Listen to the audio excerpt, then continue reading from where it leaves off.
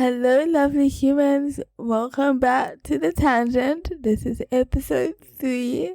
I know that one of the big barriers to people engaging with disability and making friends is that there's this feeling that you don't know enough, or that you don't understand all the history and stuff. So that before we go into all of my stories, I thought we could spend some time just unpacking a little bit of the history and the theory and the models and all those things that people don't really know about, but they're pretty interesting to investigate. So this episode is all about sharing some of that theory, the models of disability and things like language. We're going to place them on a timeline and connect some of the important dots on like the psyche of being disabled, because timing and context matters. So let's get into it. Buckle up, lovelies. We're taking a ride through some of the quickest corners of my life on wheels. I'm Katie, and I've been doing this disabled thing since day one. This is not your typical disability education podcast. Every tangent, every detour is a chance to look behind that curtain of disabled life, unravel the threads of confusion, and discover those, whoa, that actually makes sense moments. Eventually, this is The Tangent, where laughter is the map, curiosity is the compass, and understanding blooms even in the craziest corners. Hit subscribe, grab your headphones, and get ready to be surprised, because the way to understand why is to embrace the wild, hilarious how. So let's do the thing. Okay, so this episode may be a little bit information heavy, but I'm gonna try to make it as absorbable as possible and make some of it make sense, connect some things. And one of the things that I realized when I was preparing for this episode is that this is actually a lot of knowledge that I just have, and I thought about where did I get this from. I am an activist, and I've been an activist for 20 years. So, I've learned some stuff. I also had to do this actual research for my master's. I did my master's in human rights law, focusing on the right to basic education for disabled children in South Africa, with the hint of the infiltration of ableism into legislation and systems, which was super interesting. I can share that with you if you want. I just wanted to contextualize myself and my knowledge before we got into all of those details. So I don't want to start this conversation on a downer, but it's important to remember and recognize that historically, disabled people have been treated pretty badly by society, often seen as a drain of resources, incapable of contributing to society. Institutionalization has been a big thing historically, with complete disregard of disabled people's autonomy. Things like sterilizations happening, no access to positive support systems. So recognizing this history, there's a lot of baggage that disabled people still carry, and we combat this baggage in history, even though we've made really good steps and leaps forward with theoretical understanding. It doesn't always translate into our lives and lived experiences. So we're gonna have a theoretical conversation right now, but understand that doesn't necessarily change anything in our lived experience in any recognizable way. When I was preparing for this episode, I did some research and just to see how many models there are, and I registered why people are overwhelmed when they get to do this research when you try to find anything out, because guys, there are so many models of disability historically. So keeping that in mind, I kind of want to make it as user-friendly as possible.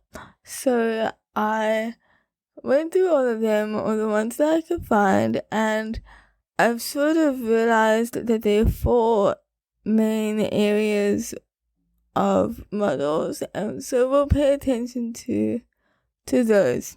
For today, we're gonna look at like the overarching ideas and concepts within these 4 kind of areas. Still remembering that these are each like historically placed. So we start off with the moral models, and then we get some medical models, and then we got social models, and at this point in time, we are mostly focused on like an adapted social model and rights-based models of disability. So let's get into it. The oldest model that we have is the moral model of disability, which has very blatant negative connotations. It positions disability as punishment resulting from like sins of your family or ancestors, and led to a lot of people hiding their disabled people or not letting people know that they have disabled people in their families. There's lots of shame at this point in time, and it wasn't until the mid-1800s that the models changed. But this sort of attitude that exists within this time has persisted somewhat, and it's a big thing that we challenge and combat still today. This sort of beginning stages of understanding disability was interesting. It's like we have this punishment. What do we do with it now? What do we do with this person? So we got given some medical models, and these were very much focused on productivity and function and your ability to contribute to society.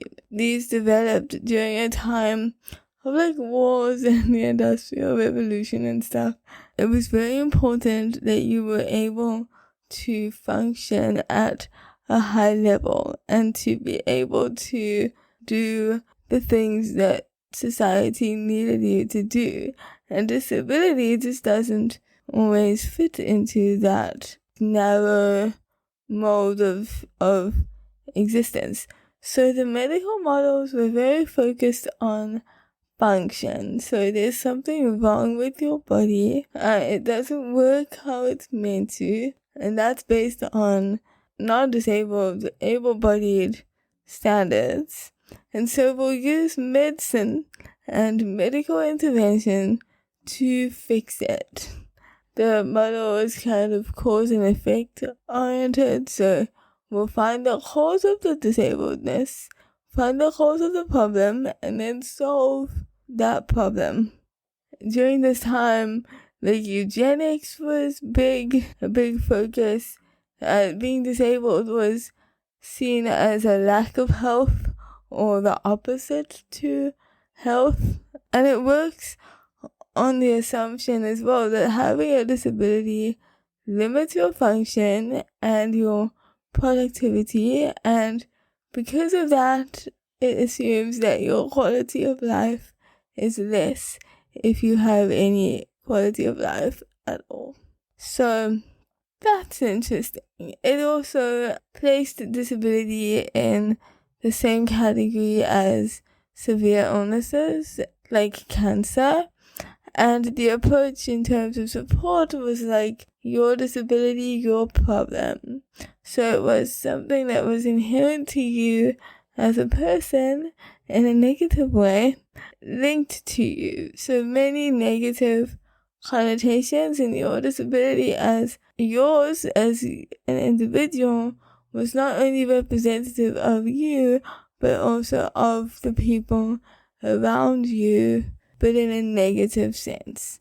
So you can kind of see how it would be hard to navigate life as a disabled person when people don't see your value, because you can't function in the same way as non-disabled, able-bodied people do. And linked to that then, an outflow was the charity model, also known as the tragedy model, which is like very problematic language to me. But this model deems disabled people as a victim of circumstance and deserving of pity, and we need to be helped because we are unable to help ourselves. So there's that. So once we had this kind of context of disabled people are a problem, I think we're still a problem, but we're a positive problem. I label myself a problem all the time. I'm high maintenance. Like I told you, I was high maintenance when you got here, so apologies that you now have an issue. But moving swiftly along. So once we had that whole basis of understanding, we then have, and I'd like to sort of put this out here at this point, that I don't know if the people designing these models were always disabled people, and I don't know if disabled people were always involved in the creation of these models. I don't know that history, so here's a disclaimer, but given the level of representation and inclusive research that happens today, I'm doubtful that there was higher levels of engagement and involvement with disabled people at the time of these models being created. But that's just me asking a question. So we moved then, there was a different approach and understanding of disability that evolved, that emerged into the social models of disability.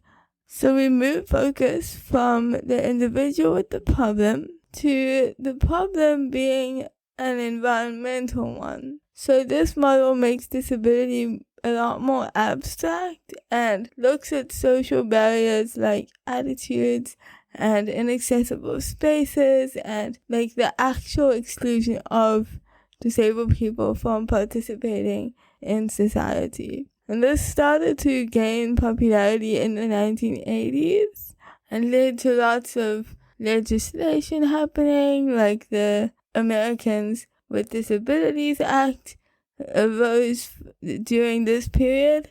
And it's interesting that the UN also got into the social model, put out a definition of disability that goes something like impairments are self-evident and can be dealt with, but disability is created by the ways in which society responds to that impairment. And at some level, I agree with that. I agree that the environment that you're in creates easier existing if it's accepting, and it plays a big role in how you feel about your disability.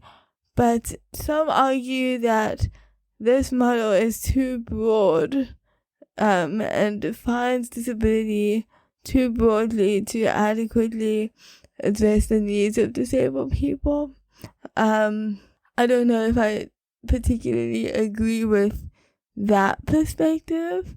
I have my own thoughts on this model, but this is where the person first language started happening, and people took that really seriously in terms of labeling disabled people. So we spoke in previous episodes that I use identity first language, and we will look just now at how that fits in the timing and contextually. But person first language came out of this time frame where people were very focused on creating inclusive, supportive environments for disabled people, and recognizing the personhood of disabled people. And autonomy was big here, and accessing all kinds of parts of life was a big deal at this point in time. So that's awesome. That's progress, right? So you're not gonna ever get a perfect model. There's always things to improve on, and there's always going to be different perspectives to and responses to these theoretical things. So there's also this idea that, I don't know where this came from, I read it somewhere, but the sort of idea is that as many disabled people as exist, there are that many different disabilities. I could have said that better. The number of disabled people is the number of disabilities that there are. Does that sound better? I don't know. I hope it's making sense. That the disabled experience is so unique that each person has a unique disability that's just theirs.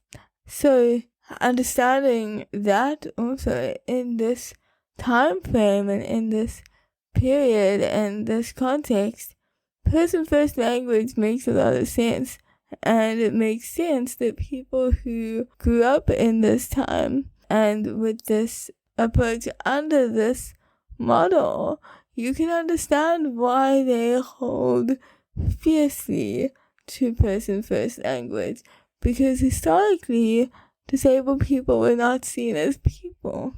And so when you're not seen as a person, a valuable contributor to society, worthy of the space that you occupy and the resources that you absorb, you can see why the reaction is so strong when people use words that are not person first language. So we also need to be compassionate and understanding within that space to allow people to label themselves however they want to, with the knowledge that they come to that decision of definition with history. So the social model is interesting. It's a big step forward. This model is interesting because it moves the responsibility of support onto society. It removes it from the disabled individual,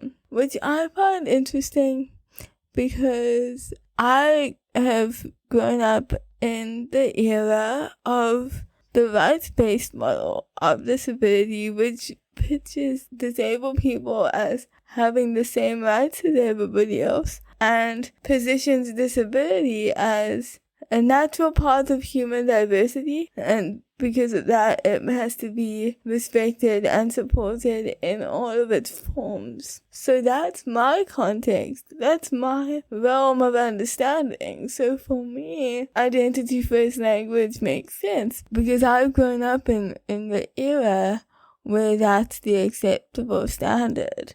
So once we had this social model movement, we had some empowerment realizations, I guess you could call them. There are a lot of lesser known models of disability, and there was a definite shift towards positivity in the later decades. So disability in a lot of these newer models is positioned as a positive. Disabled people are seen to be unique, and this is the beginning of disability being seen as an identity.